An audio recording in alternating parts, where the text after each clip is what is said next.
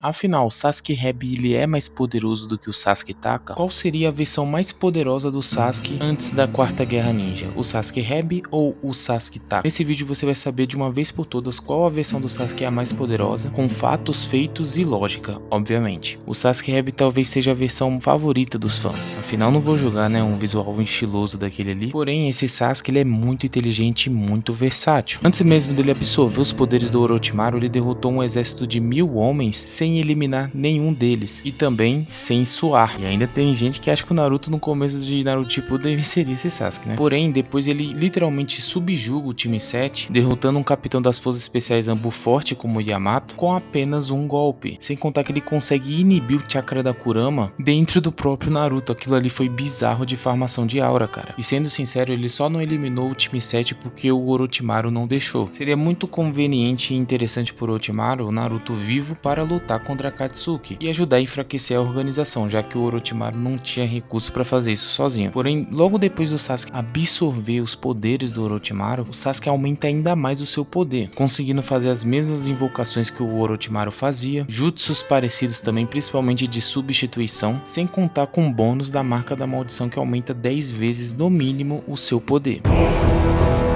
Na luta contra o Deidara, muitas pessoas argumentam que o Sasuke ganhou pelo roteiro, porém aquela luta o Sasuke dominou ela do começo ao fim. E o Sasuke Hebi ele não é um assassino como era o Sasuke Taka. Em momento nenhum ele quis eliminar o Deidara, ele queria informações do paradeiro do Itachi. E por isso aquela luta se estendeu tanto. Porém, se você analisar a luta, se você assistir novamente a luta, você vê que o Sasuke dominou ela do começo ao fim. Em nenhum momento o Deidara consegue subjugar o Sasuke. Sem contar que o Sasuke Hebi também tem uma vantagem natural sobre o Deidara, porque o Sasuke ele domina o estilo relâmpago. Então o Deidara ele foi feito para perder para o Sasuke. Ele literalmente foi feito para isso. Porém, esse mesmo Sasuke Hebi, depois de derrotar o Deidara, ele luta contra o Itachi. Todo mundo sabe que o Itachi não queria eliminar o Sasuke. Porém, muitas pessoas erram nessa análise achando que o Itachi lutou leve com o Sasuke. Não, o Itachi lutou com tudo que ele tinha naquele momento. Um pouco antes da luta começar e chegar ao seu ápice, o próprio Zetsu disse que o Itachi estava lutando no limite do vigor físico. Ou seja, o Itachi estava lutando praticamente já morrendo